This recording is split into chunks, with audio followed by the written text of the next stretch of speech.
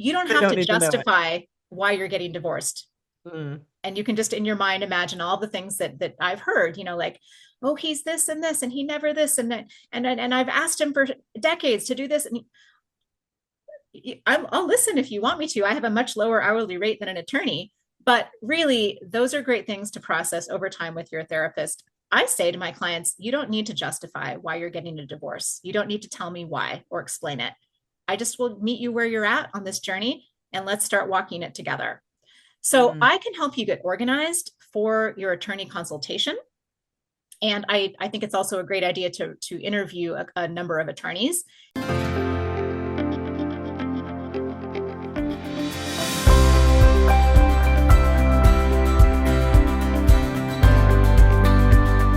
What if the best chapter of your life hasn't even begun yet? What lies within you is the power to live brighter, bolder, and truer than ever before. So welcome to Vivatude, where caregiving, connections, and career come into balance, and where your vitality, vision, and voice shines through. Because the revolution isn't out there, it's already within you. Welcome to Vivatude. Welcome back to Vivatude. This is Kate Phillips with Total Wealth, and I'm here with Shelly Rees Randall, and we are talking about how to get divorced and do it in integrity and do it in a way that protects you financially. Shelly is a certified divorce coach, as well as, oh gosh, you've got to insert, certified divorce financial analyst as well. There we go. I have the Thank right you. framework.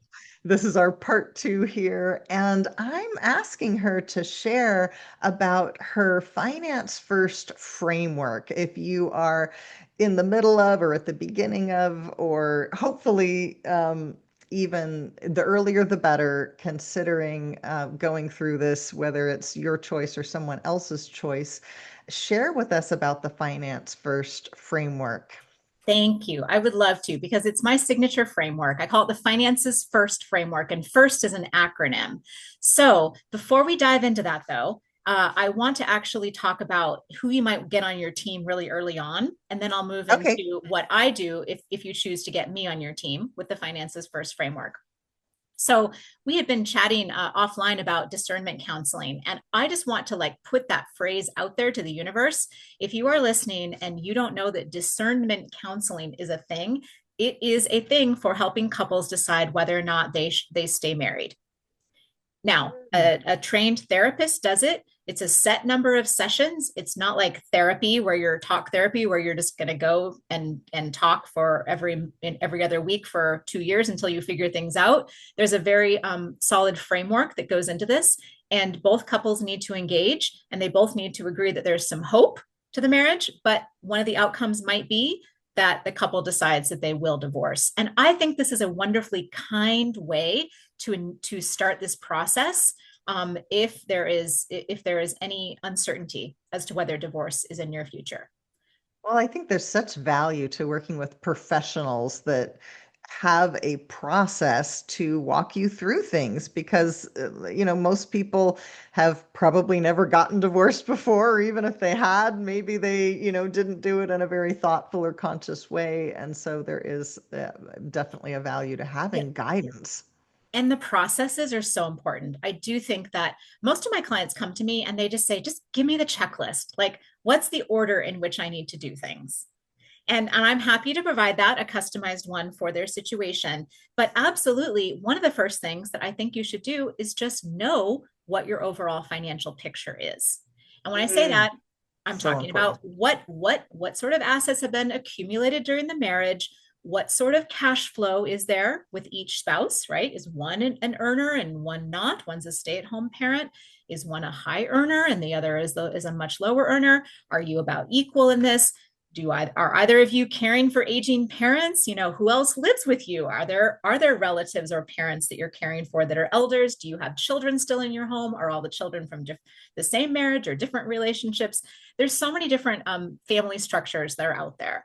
And of course, the sad thing about divorce is it is a change in a family structure. That's why it's so wrenching.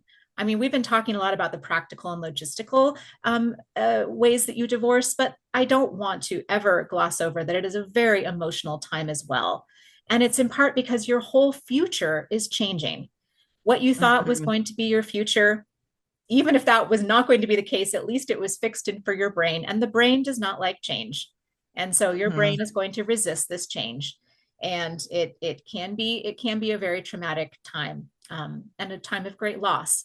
So I do coach my clients through the transition framework that William Bridges teaches, because that's the kind of U-shaped curve. The 7 stages of grief are kind of woven into that. That like Mhm. there's going to be some hard times. You're going to go down. It's going to be the messy middle. And this is where your productivity and energy are low, and then you do get to rise up and out of this valley of the transition. So, with all that, I love to use the journey as the metaphor for divorce, in part because I'm just an avid walker and hiker, and you can find me on walking miles and miles on the beach most days. In fact, I offer my complimentary consultation on the beach as a beach walk. So, if you are Yes, anywhere if you're in the near Port Townsend, I have had people drive hours to come to Port Townsend for the day so they can do their beach walk with me. And I'm always happy to do that. I love So, it. I love it. Well, my mom is in Port Ludlow, so oh, that close by. I there are times when I'm not too far away from where you are. We'll have to meet up. And you can walk for miles on the beaches here. It's amazing. Oh, I love them. Fort Flagler is one of my favorite Yes. places to walk. It just, yeah. Okay, so for all of you who've never been to these places, you must come visit the Pacific Northwest sometime. Um, so let me just mention then about when to talk to an attorney in this process before we get into the finances first framework. It's kind of common in the culture out there that you're getting divorced, call an attorney, which is not bad advice because it's great to get some a legal perspective on your situation. However, I think hiring the first attorney you talk to is probably not the best out, probably not going to give you the best outcome. And going to talk to an attorney before you have met with someone like me may mean that you don't do a very cost-effective consultation. You Mm, you may be more prone to more emotional. Uh, you want to tell the emotional backstory. It's really important for you for someone to hear that. But mhm. an attorney honestly doesn't care how you got to where you're at. I mean, they do care, but you don't They have don't to need to know it. justify why you're getting divorced. Mm, And you can just in your mind imagine all the things that I've heard, like, oh, he's this and he never this and that, and I've asked him for decades to do this, and I'll listen if you want me to. I have a much lower hourly rate than an attorney, but really, those are great things to process over time with your therapist. I say to my clients, you don't need to justify why you're getting a divorce. You don't need to tell me why or explain it. I just will meet you where you're at on this journey and let's start walking it together. So mm, I can help you get organized for your attorney consultation. And I think it's also a great idea to interview a number of attorneys, and you do not have to hire one right away. mhm. With a paid consultation with an attorney, which they're generally all paid, there are a few firms in Washington that I can refer you to that do offer some free consults, but they'll be short, and you're probably not going to get personalized feedback. You're just going to get to talk to someone who can give you some more generic uh, guidance on the situation. That might be really helpful for you, and you might want to start there. But I have a template that I help my clients fill out, which is a backgrounder, and it actually has some prose. We work on some prose paragraphs about what are the key complications of the divorce, what the amicability level is, and then I have a summary of the assets and debts that I help them fill out in a format that's both simple and really readable at a glance. And the last thing I like to do is to have my clients do a timeline. So just a little like, this is when we met, this is when we got married, here's where we had our kids, here's when we bought the house, here's when we sold that house, here's when we bought the other house, here's when so and so switched jobs. If you're listening to Mhm. this now and you're thinking, oh, that's an interesting exercise, do it. Open up a doc Yeah. or a notebook and write out your marital history timeline or your relationship timeline. Turns out it can be significant if you were together for years and years and started acting like a married couple before you actually got married. That can Mm, play into your divorce settlement. So it's important to note that too. That's why it starts with we met. So anyway, mhm. I get rave reviews from attorneys when when clients show up with this sort of backgrounder. So get yourself organized by reaching out to a coach. A divorce coach, a trained divorce coach, is going to help you get the lay of the land. So it's almost like you are just starting this journey, but it's like all you can see is like the trail is leading off into the mist. And if you're lucky, you can actually see that there are several forks up a road, up ahead. And you're like, oh my God, which forks am I going to take in this trail? But it's foggy and you don't have a map. Divorce coaches have maps. So we can help you look out farther, maybe even over that next hill and be like, well, here's the lay of the land. Here's what you can expect based on your circumstances, based on the fact that you have or don't have children, based on the fact that you do or don't own a home together, or based on the fact that you have 15 properties that you co-own and you co-manage, right? Like it can be very complicated. Yes. Or that you have stock options. Maybe there's a lot of tech workers in Seattle. I certainly work with many of them, and honestly, bonuses and stock options and crypto holdings are things that need to be considered. And those are all just complicating factors. So I love to meet with people very early on, provide the lay of the land, and we figure out who else needs to be on your team. And I want to give a shout out to the divorce professionals who are in the housing industry. Because I love the folks who are mortgage lenders who have taken the certified divorce lending training. They know their stuff. And mortgages in divorce, whether or not you can keep your existing mortgage, whether or not one spouse can assume it, what it would take to qualify for that, what was going to happen if one of you wants to keep the house and the other person wants to go buy their own house, but they need to stay on this mortgage. There's always dozens of variables that need to be considered. So a CDLP, as a certified divorce lending professional, you can put that into your CDLP near me search engine and find some. So they're very well trained. And I think they're very valuable, and they often will offer a complimentary consultation to look at your numbers and run them with you. And they can meet with both spouses or just one. And the other real estate professional is a CDRE, and that is a certified divorce real estate expert. And you may want to consider a CDRE if you are going to sell a house in divorce. If you think about it, once you file divorce paperwork, you're in a civil lawsuit, and that is publicly disclosed. So sometimes you want to time how you file for divorce and how you sell a marital home. So that's all I'm going to say about that. There's lots and lots of conversations to be had around keeping or selling the marital home. It's actually in my finances first framework. But I just want you to know that those are two professionals that you can search for with professional directories. That's fantastically helpful. I didn't know that any of either of those professionals existed.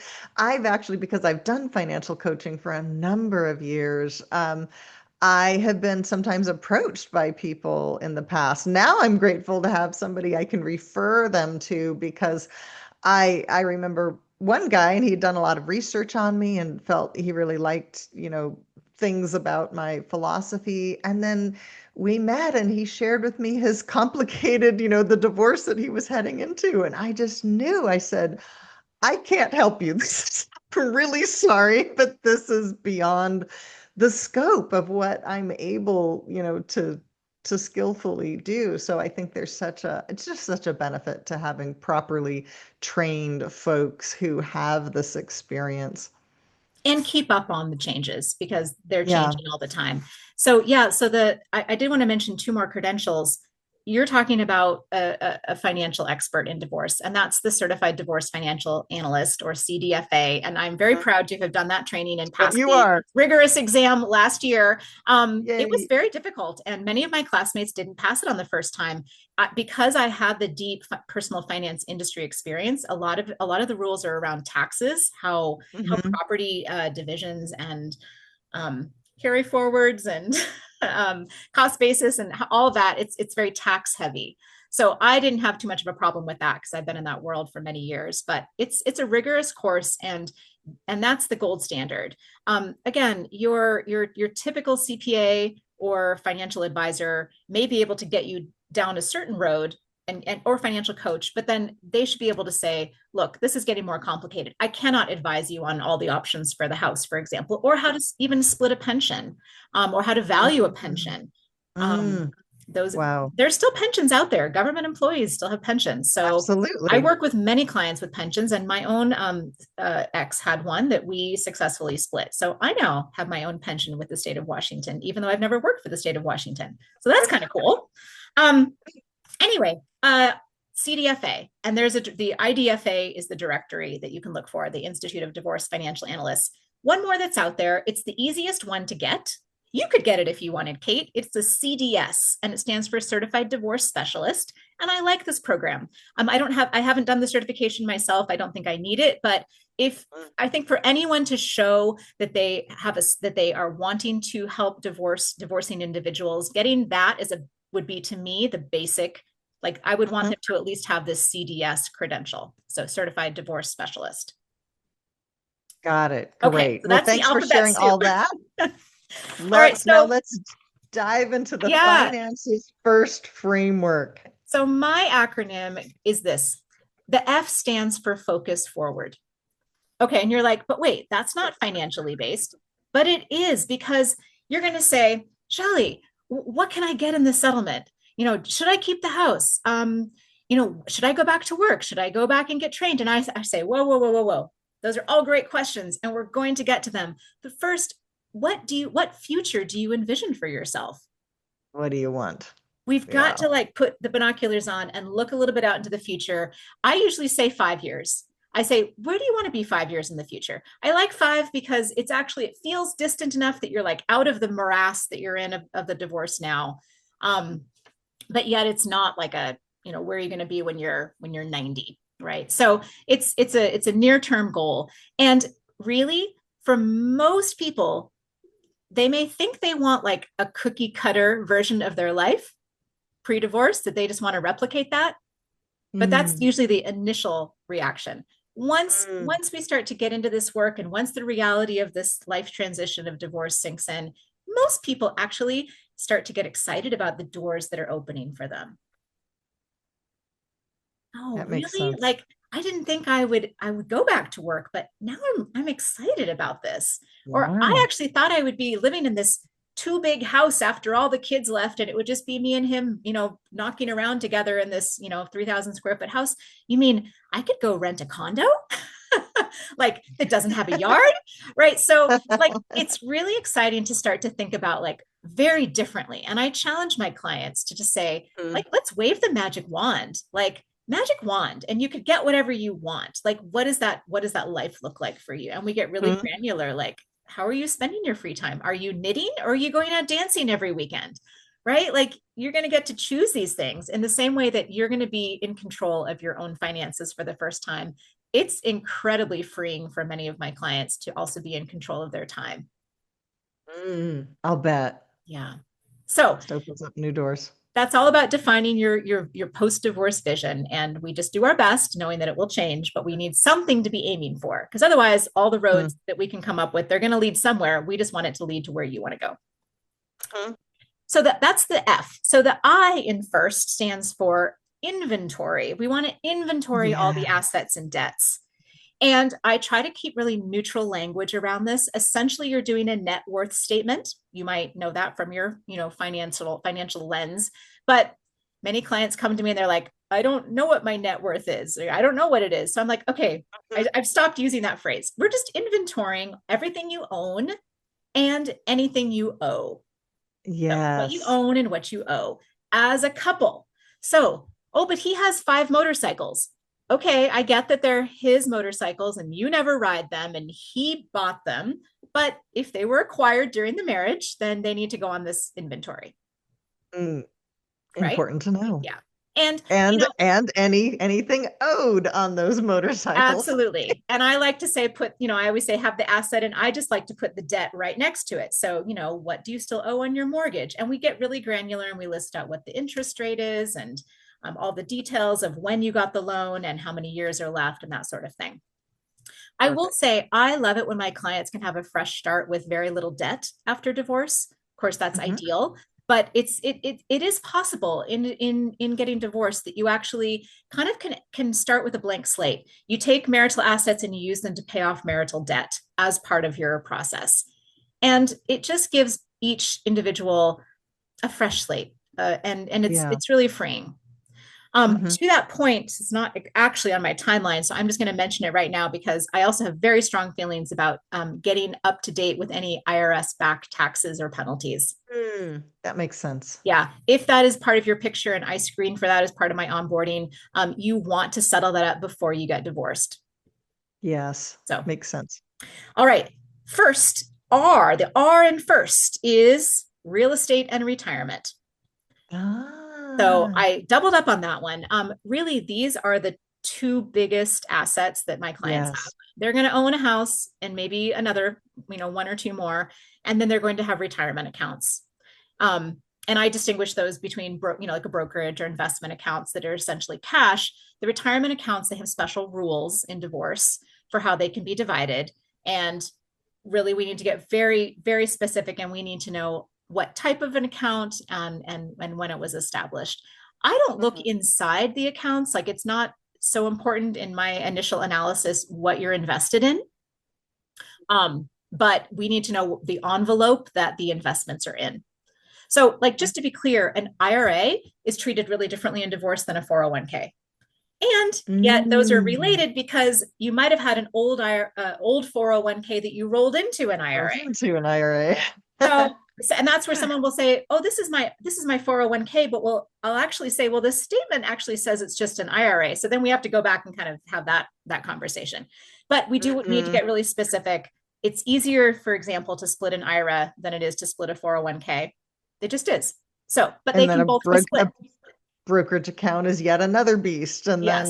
then, Roth IRAs are different from traditional IRAs. And Yeah. yeah, definitely in my work and teaching people how to invest, it's like it's such a foundational thing that your investments are different from, you called it an envelope. I'll Yeah. call it like a container, but you have the container and then there's the investments within them. And they all have different, I knew they all had different tax treatment. Now I know they all have different divorce, Yes. treatment as well. Very And important to know. you need to know how to divide them. I mean, that would be another example of if a couple agreed with a kitchen table DIY divorce to split a 401k, but they didn't actually submit the right legal form to do that, they could have their Mm, divorce finalized and then realize that they actually couldn't split that asset, which would be really devastating because their whole settlement was based on that.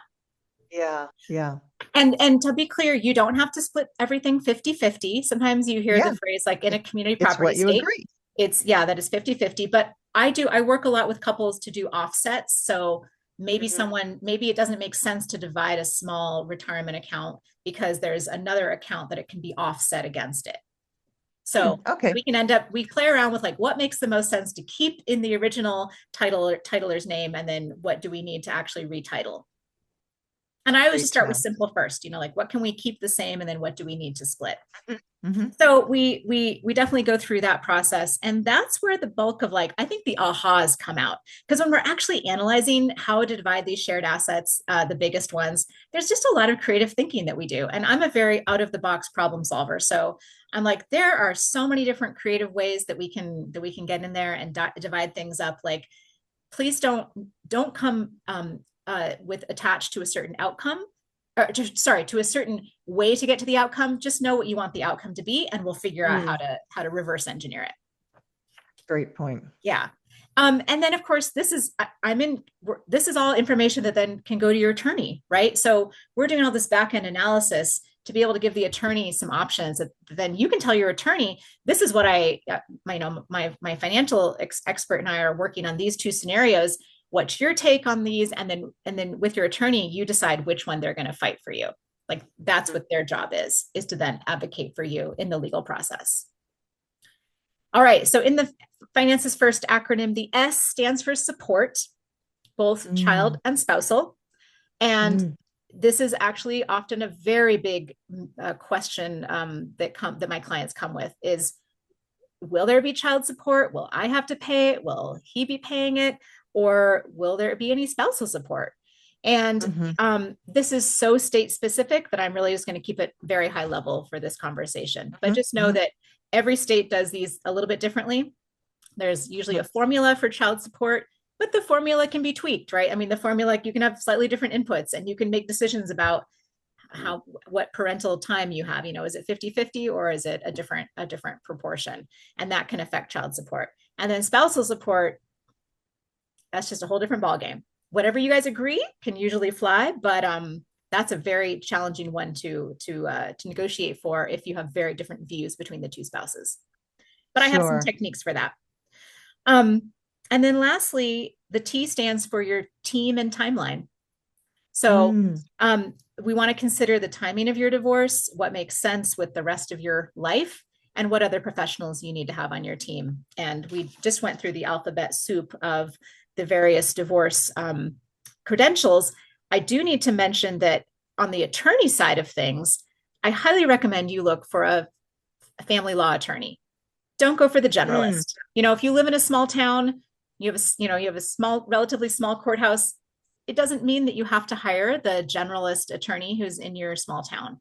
Um, Depending on your situation, and this is what I help you figure out how complex it actually is, you're very much likely going to want a family law specialist. And most family law attorneys only do family law because it's its own beast. Yeah, so I hope I that's love it. helpful. Thank you for sharing that. That was very helpful. That was Shelly Rees Randall's her finance first framework. Shelly, what advice do you have for women, or especially those who might be going through caregiving, to navigate change and challenges as they, enter into a process like this, and getting support from, not just from, we've talked about all the professionals, but where are other ways that someone can gather support for themselves? Absolutely. And my heart goes out to you if you are juggling caregiving and a divorce at the same time. That those are two of the hardest things to navigate, and both have at their root love and familial relationships. So in some ways they have some similarities there, but it's challenging if you're going through both at the same time. And you may want to actually ask, you may need to ask for what you need. What a concept. Yeah, um, imagine that. I mean, I like to say, do advocate for yourself. This is the Mm. time to not be proud, to not be that self-sacrificial, especially female, that you may have been conditioned to be all of your life. This is the time to stand up, get your team, surround yourself with good people, surround yourself with people whose energy you want to be around in this time period, and advocate for yourself. So I guess I would say, have 4 or 5 friends prepped on your backstory and what's going on. Have them standing by for safety's sake. Know where you could go if you had an argument and had to leave the house. Like, have your Mm. bag packed. Get your Mm. passport and your jewels, and maybe take them out of the house. Put them in a safe deposit box. Put them in a friend's house for safekeeping. I always walk through a safety first checklist with my clients, and if your situation is that volatile. Um, and we want safety first is primary. But mainly don't walk this journey alone, because you don't have to.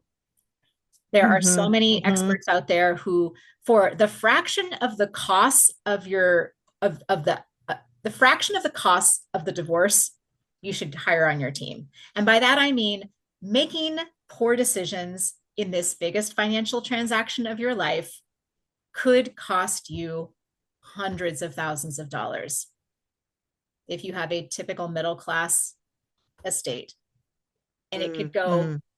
it could sway, and you could be leaving that on the table. So, I mean, attorneys charge anywhere from $250 to $600 an hour.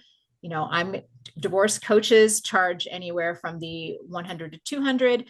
The certified divorce financial analyst, we're talking the 200 to $300 an hour. Like, just put your team in place, use each professional cost effectively, and make sure that they resonate with where you're at. Like, there are enough out there that you can choose. You can be picky and choosy, and go with the people whose energy aligns with yours. That's really, really important. You need to, like, the pep talks need to resonate for you. So Yes, go for the people yes. that you want to surround yourself with and that are giving you that good energy. And then don't forget about looking at the resources you already have. If you already have a tax preparer, if you already have a financial advisor, I mean, maybe you've never actually been to a meeting with the financial advisor who manages your household's money. Now's the time to start introducing yourself, and I can help you figure out when to do this. But at a certain point, it is good to let your financial professionals know that you and your husband are thinking of separating, because they can actually put some safeguards in place on their end so that one person Mm, doesn't withdraw all the funds and run away, mm, which would also be a very mm. worst case scenario. Oh, yes. Occasionally you hear those horror stories. Yes. So thank you for all of that great advice. I want folks to know where they can get some more Yeah. help from you. I know that you've got if you look in the show notes, you're going to see a link where you can download Shelly's 5 Money Moves, a gift for you, and also you're part of a second Saturday workshop. Tell us a little more about that. I Great will, and then resource. I'll tell you about 5 Money Moves too. So, Okay. if the second Saturday divorce workshops is a nationwide movement to get free divorce education out to the world, and women, men, doesn't matter. You can be contemplating, you can be in a divorce. Uh, Go to secondsaturday.com and you can find near you in every state, there will be a workshop on the second Saturday of every month. And here in Washington State, we currently have one virtual workshop. It's out of Clark County. So when you go to the website for Second Saturday, it will say Clark County, but really it's applicable to anyone who lives in Washington State. And it's a 3-hour workshop in which you get to hear from divorce professionals who are donating their time to give a half-hour presentation. So you get 6 different divorce professionals, including a therapist, including real estate experts, including a family law attorney, including a certified divorce financial analyst. And I'm going to be doing the presentations for Clark County this fall. I'm very excited about that. And who is the last one? Sometimes they have a real estate expert on as well. So the mortgage and the real estate. It ends up being a chance for you to also ask questions anonymously in the chat. So it's an amazing resource and it's free. And so if you haven't heard of a second Saturday workshop, run to the website and find out if you can register for the next second Saturday. Thanks And so much. I'll make sure we've got that in the show notes yes, as well. so the 5 Money Moves workbook I have for you, that's my free gift for your listeners. And it's something I put together so that you can start to do some private kind of under the radar moves to get yourself financially prepared for divorce if that's in your future. But really, these are just good financial health moves that I think every woman should have in their toolkit. As an example, one of them should be having your own bank account and credit card just in your name. So that's one of my 5 money moves. I know that's 2, but it's actually, I've combined them. You can already tell that I'm gonna pack in as much information as I can. So if you don't already have your own bank account just in your name, and I say go open it at a different bank than the one that you have your household or joint accounts at, you need to have some access to money. If you get some birthday money, if you get Absolutely. I'm not saying be sneaky, but start to squirrel some away, because divorce is cash hungry and you're going to need some cash to go through this process. And you're not, you don't never know at this point how amicable you and your spouse can be. Yes. Well, great advice. Thank you so much for being here, Shelley. And I'm going to give you a chance to share just a final message of what a takeaway for anyone who is going through this transition. What would you have to say as a final takeaway?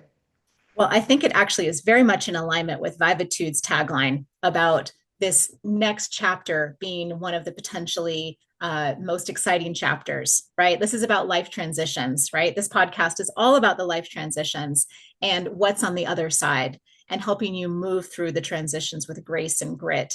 And so, one of my favorite sayings is the rest of your life can be the best of your life. Absolutely. Yeah. So, I'm Whatever living you're that going out. I'm living that out. And you can find me online everywhere with Shelly Rees Coaching, or my website is shellyrees.com. And I'd love to have you drop me a line through the contact form. Let me know if you can't find 5 money moves and I'll send it to you. And I do complimentary consultations for anyone who wants to know more about what a financially focused divorce coach can do for them. Thank you Well, for this thank you. opportunity, Kate. Oh, you're welcome. Thank you so much for being here and for sharing so much value and detail with our listeners. If you are listening here and if you happen to be a caregiver or a woman over 40 in the sandwich generation, I encourage you to subscribe to Vivatude. If you're not already subscribed, we are on YouTube. We are also on Apple Podcasts, which disseminates to all of the podcasts everywhere. And we've been here with Shelly Rees Randall. I am Kate Phillips, also with Total Wealth, and would love to hear your takeaways in the comments if you care to share that. And thanks again, Shelly. We'll just leave on that high note of just knowing that the rest of your life can be the best of your life. I like saying that it's always darkest before the dawn, and we can always count on the sun rising. So thanks for being here with Vivatude today. Bye-bye. And thanks for listening to Vivatude. 4 hosts, 1 each week. We help you revivitude your next chapter, because purpose, passion, and prosperity isn't out there. They're already within you. Brighter, bolder, truer. Vivatude.